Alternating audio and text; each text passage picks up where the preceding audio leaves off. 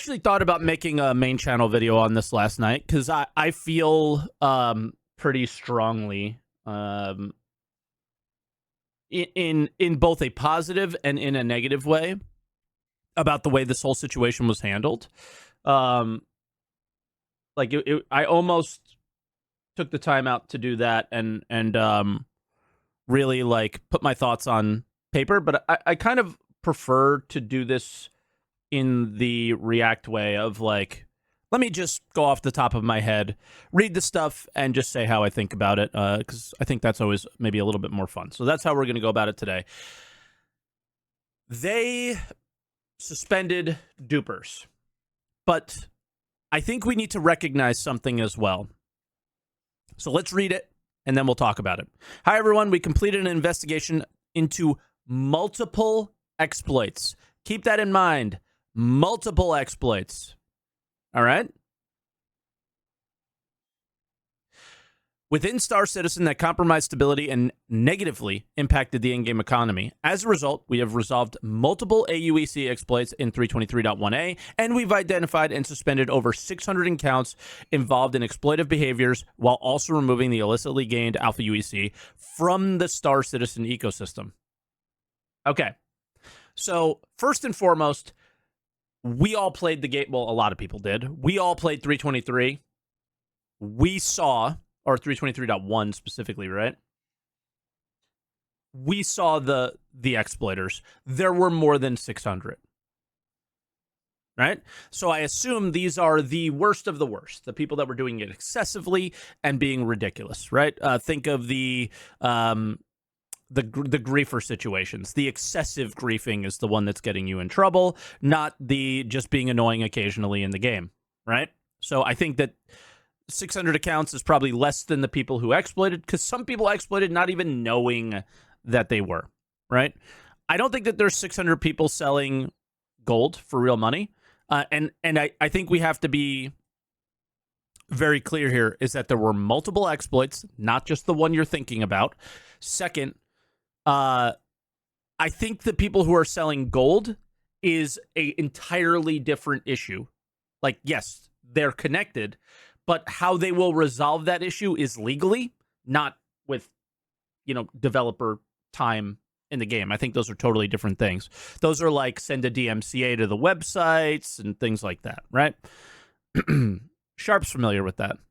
Cheating and exploiting undermine the integrity of our game and our efforts of our dedicated backers who help us build Star Citizen. We take these actions seriously and assure you that we are continuously developing additional measures against cheating and exploitation. We will continue to prioritize triaging exploits with the highest urgency to isolate and address these issues as they pop up. Now, everybody who said anything negatively about this was laser focused on this sentence. And guess what? They're justified, right? Because this is bullshit. This is not true. This is actual bullshit. Because we showed and everybody said there is an exploit in the PTU.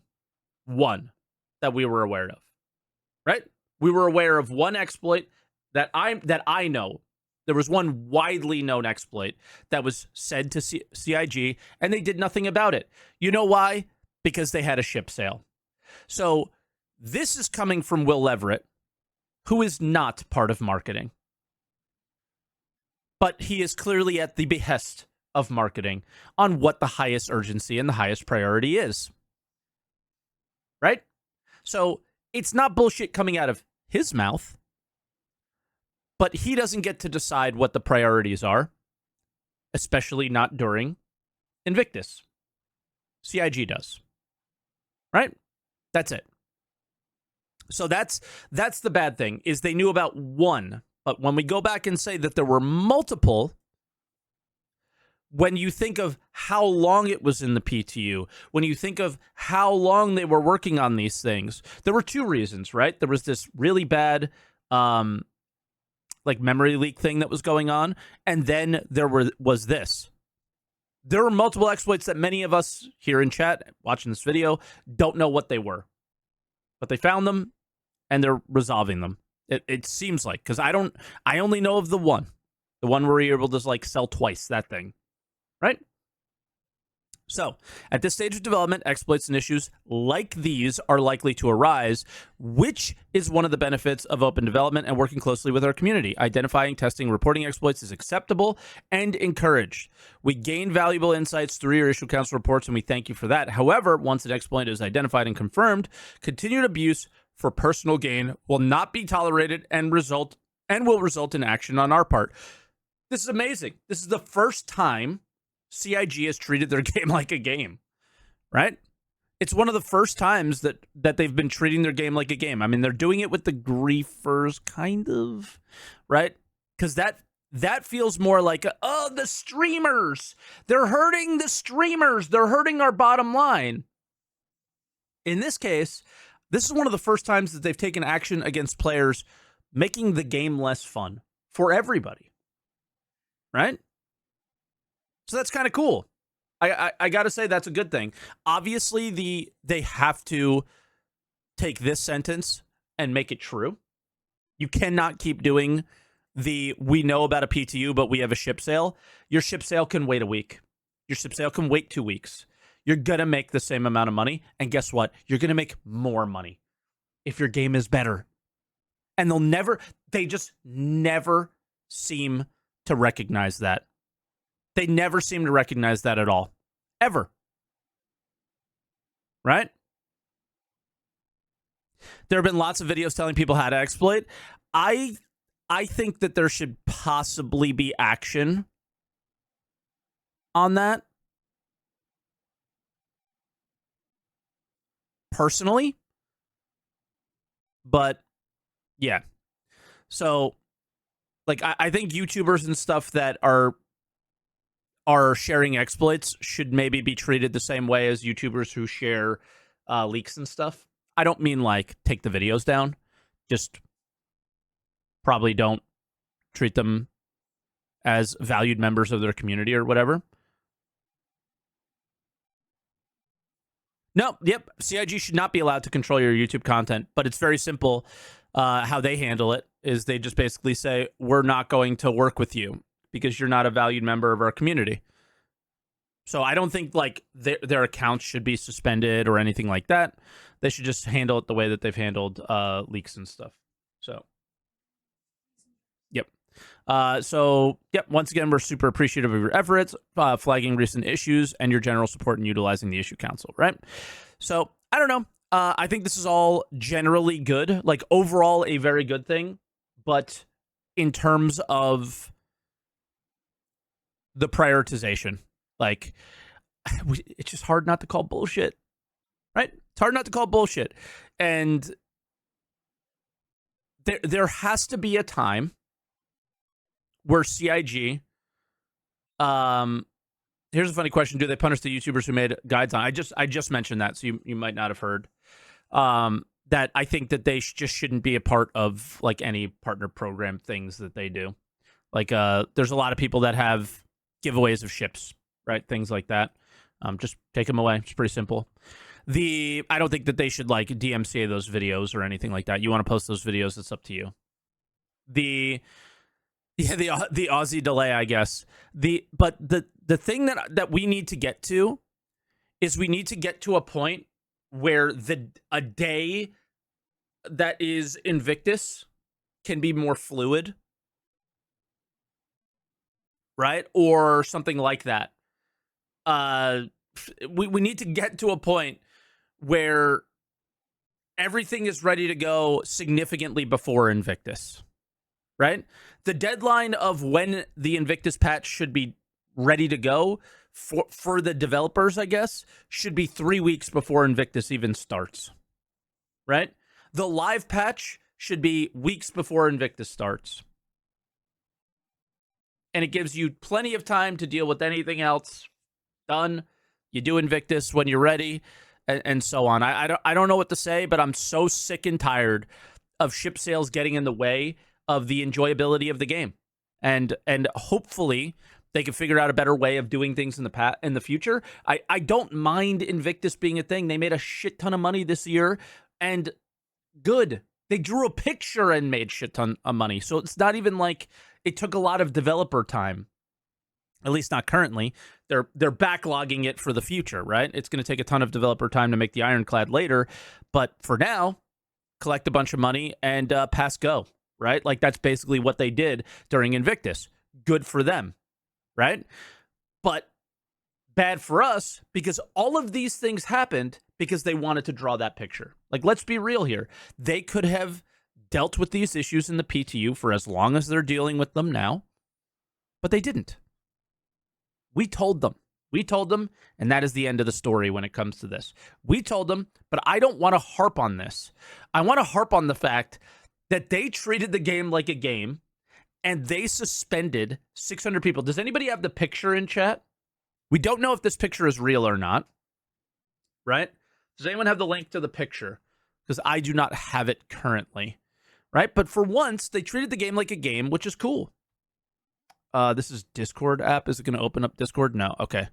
So there you go. Due to gameplay violations confirmed by Cloud Imperium Games, your access to the Precision PU game mode has temporarily been suspended.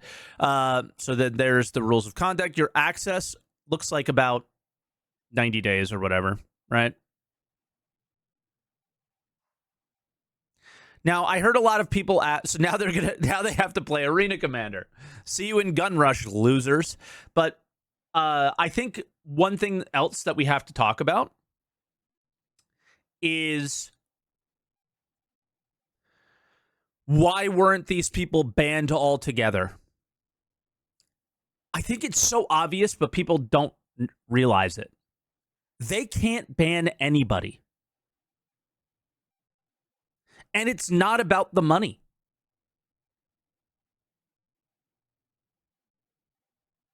They can't ban anybody. And everybody knows it. That has been suspended. Right? How do you ban somebody in a game that isn't released? That has a Kickstarter.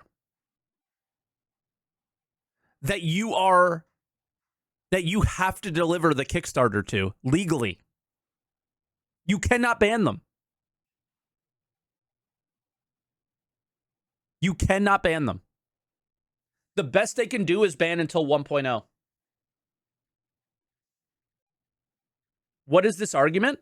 So anytime somebody has been banned, what have they done? The last ban we saw was this guy Aniral, who was doing tons of fake reports. He was so annoying they banned him. But what did they do? They had to legally and go through all this legal shit and give him his money back. Right? You have to get a full refund. And I don't think it's about the money. It's about the pain in the ass that it would take to do this for 600 people. So you can get banned. But because there's a Kickstarter that they haven't delivered yet, I think that they wouldn't be... They could be like held liable for not delivering the Kickstarter to them or something. So that's why they refund and all that. So it's like a big pain in the ass to figure all this stuff out. So that's why I don't think they can completely ban you and why they do these really long suspensions. And listen, if these people do get suspended again, it'll be for much longer than this, right? And it'll probably be for 1.0. When's 1.0? 5 years from now? You know what I mean? So that's what I think. I don't know if that's true or not, but that's just my guess. Because anytime anybody has been permanently banned, which we've seen is like the only two I've seen is Derek Smart and Aniral, they've both been refunded. So my assumption is if it's 600 people, the amount of pain that would be to get all the money back and do all those things would be just, it's not worth it. Just suspend them. Right? Now, I do think people get banned, but I do think that they have to give the money back if they do. People have been hard banned before. Yes, they have. I just mentioned two, but they have always been refunded. No, I don't think anybody has been hard banned without being refunded. Can the 600 play the PTU? No, the PTU is a PU. So It sends a message to the other exploiters too, which I like. When people were adding the extra guns, you started that, didn't you, you dummy? But yeah, it's good.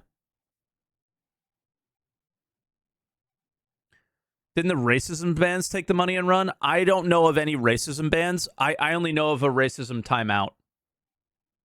No? Oh, okay. I thought you did. But yeah, that's the suspension stuff. So I think that, like, for anybody who's like, they should just ban him outright. They should. They absolutely should, especially gold sellers. What? So but I don't think it makes a ton of sense for them. So they're going about it the best way they can. And I'm sort of okay with this. I think the only negative is they prioritize the ship sale over their game, even though when they wrote the message, they said that they prioritize their game over everything. They don't. But we want them to, and they should. And outside of that, I think all of this is super positive and super good. It's sending a message to people. And, you know, it's good, man. The game isn't being treated entirely like an alpha, but it kind of is. So what is this gold sellers? So on my YouTube videos, people have been telling me there's ads for people selling UEC, alpha UEC to people in game. There were, like, every YouTube video I posted, people were selling alpha UEC. Yep, and they sell it on eBay and all sorts of other things. So, dude, crazy. But yeah, so that is that as far as the suspensions stuff. Can I interview them? No, all goes through Google. That's automatic. They don't like ask me to place the ads or anything, right? So I don't know who would buy that, but there's a lot of dumb people in this community, so maybe somebody is, right? Supply and demand. There's clearly some demand for it, but I don't know, guys. I think this is a good thing. I don't think this is an overly bad thing, but there is some bad elements to it, and hopefully CIG learns from them. But I think we all know they won't.